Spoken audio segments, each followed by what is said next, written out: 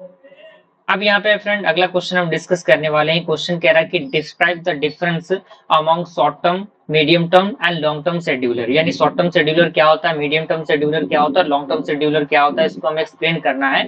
तो यहाँ पे सबसे पहला पॉइंट कह रहा है कि in an operating system process scheduling determines how processes are selected for execution. यानी ऑपरेटिंग सिस्टम के अंदर जो प्रोसेस शेड्यूलिंग है वो डिटरमाइन करता है कि आखिर कैसे जो प्रोसेस है वो सेलेक्ट होगा एग्जीक्यूशन के लिए, and based on the stage of execution and purpose, and there are three type of scheduler. यानी ये जो बेस्ड होते हैं किस पे होते हैं, स्टेज ऑफ एग्जीक्यूशन पे बेस्ड होते हैं और उनके पर्पस पे, और इनके पास थ्री टाइप के शेड्यूलर होते हैं। पहला होता है शॉर्ट टर्म शेड्यूलर, दूसरा मीडियम और तीसरा लॉन्ग टर्म शेड्यूलर। तो शॉर्ट टर्म शेड्यूलर की बात करें जिसे हम लोग सीपीयू शेड्यूलर कहते हैं, तो इसका एस्पेक्ट और डिटेल दिया हुआ है, जैसे कि यहाँ पर फंक्शन है, उसका फ्रीक्वेंसी है, उसका स्पीड है, उसका लोकेशन है, उसका डिसीजन एग्जाम्पल है और लास्टली उसका एग्जाम्पल है। इसी तरीके से मीडियम टर्म शेड्यूलर का भी function, frequency, speed, location, purpose यहाँ पे दिए गए हैं, आप यहाँ पे इसको देख सकते हैं।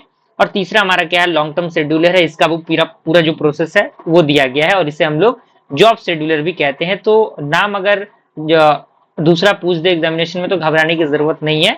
और यहाँ पे लास्टली आपका कंपैरिजन टेबल है कि एट द लास्ट पॉइंट कम से कम आपको कंपैरिजन पता होना चाहिए जो कि शॉर्ट टर्म, लॉन्ग टर्म और मीडियम टर्म के बीच में है। तो ये आपका सीपीयू शेड्यूलर कहा जाता है, इसे हम लोग स्वैपर कहते हैं, इसे जॉब शेड्यूलर कहते हैं। इसका फ्रीक्वेंसी हाई होता है, इसका मीडियम होता है, इसका लो होता है। ये काफी फास्ट, काफी मतलब इसका जो स्पीड होता है फास्ट होता है, इसका जो मॉडरेट स्पीड होता है इसका स्लो स्पीड होता है।